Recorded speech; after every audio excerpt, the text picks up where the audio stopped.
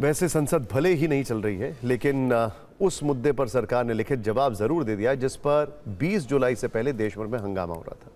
हम बात कर रहे हैं E20 मिक्स पेट्रोल की। 4 दिन से जारी पेपर लीक वाले बवाल से पहले यही मुद्दा टॉप ऑफ द हेडलाइन था। E20 ही विमर्श के केंद्र में था और देश भर में इसी पर सवाल हो रहे थे, जिस पर केंद्रीय पेट्रोलियम और प्राकृतिक गैस राज्य मंत्री सुरेश गोपी ने संसद में लिखित जवाब दिया। सरकार ने कहा है कि E20 सुरक्षित, स्वच्छ और तकनीकी रूप से उन्नत ईंधन है। बिना एथेनॉल वाले पेट्रोल पर वापसी नहीं होगी। यहां तक कि E10 पर भी लौटने का कोई प्रस्ताव नहीं है। यह स्पष्ट किया गया है कि सरकार की नीति श्रेष्ठ और बेहतर तकनीक की ओर बढ़ने की है। सरकार ने बताया कि 2025-26 में पेट्रोल में 20% एथेनॉल मिश्रण का लक्ष्य हासिल कर लिया है। अपने लिखित जवाब में पेट्रोलियम मंत्रालय ने कुछ आंकड़े भी दिए। यह बताया कि E20 ईंधन कैसे सभी वाहनों के लिए अनुकूल है। सरकार के मुताबिक भारत ने अपने निर्धारित समय से 5 साल पहले ही 20% एथेनॉल ब्लेंडिंग का लक्ष्य हासिल कर लिया है। 2022-23 में पेट्रोल में औसत एथेनॉल मिश्रण 12% था। 2023-24 में इसे बढ़ाकर 14.6% किया गया। 2024-25 में 19.2% एथेनॉल मिश्रण किया गया। वहीं 2025-26 में यह बढ़कर 20% तक पहुंच गया है। हालांकि सरकार ने यह साफ नहीं किया है कि फिलहाल 20% से अधिक ब्लेंडिंग का फैसला नहीं है। मतलब अभी E20 ईंधन पर ही सरकार टिकी रहेगी। एक और अहम बात यह है कि फ्लेक्स फ्यूल वाहनों के लिए लाया गया E85 ईंधन केवल उन्हीं वाहनों के लिए प्रमाणित है। यह सामान्य पेट्रोल सप्लाई में शामिल नहीं है।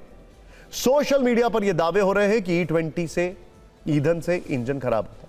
अपने जवाब में सरकार ने इन दावों को खारिज कर दिया। सरकार का कहना है कि E20 से वाहनों या इंजनों को कोई असामान्य नुकसान नहीं हो रहा है। यह बताया गया है कि परीक्षण और फील्ड टेस्ट में E20 ईंधन सफल है। एक और आंकड़ा देते हुए सरकार ने सफाई दी है कि 2025-26 में 2,84,00,000 वाहनों की सर्विसिंग हुई। इनमें करीब 1.5 करोड़ बिना E20 वाले वाहन थे। इस दौरान एथेनॉल के कारण इंजन खराब होने की कोई शिकायत नहीं मिली है। सरकार का कहना है कि आज की तारीख में 20 करोड़ से अधिक दोपहिया बिना खराबी के सड़कों पर चल रही है। इसके अलावा 3 करोड़ पेट्रोल कारें E15 प्लस और E20 ब्लेंड पर बिना खराबी के चल रही हैं। हालांकि सरकार ने यह माना है कि E10 वाहनों में E20 ईंधन से माइलेज में मामूली कमी हो सकती है। माइलेज में अधिकतम 3 से 5% की कमी हो सकती है। अपने लिखित जवाब में सरकार ने E20 के फायदे भी गिनाए। यह भी बताया है कि किसानों को इससे लाभ हुआ। एथेनॉल ब्लेंडेड पेट्रोल कार्यक्रम से किसानों को 1,66,00,000 रुपए से अधिक का भुगतान हुआ। करीब 316 लाख मेट्रिक टन कच्चे तेल का आयात घटा। 1,97,00,000 करोड़ से अधिक की विदेशी मुद्रा बचाई गई। यहां तक कि कार्बन उत्सर्जन में भी कमी आई है। कुल मिलाकर E20 पर लगातार बहस और सवालों के सिलसिले के बाद संसद में भी सरकार का फाइनल जवाब आ चुका है। E20 ईंधन सरकार द्वारा मान्यता प्राप्त है। बकौल सरकार इससे ना तो कार खराब होती है और ना ही इंजन।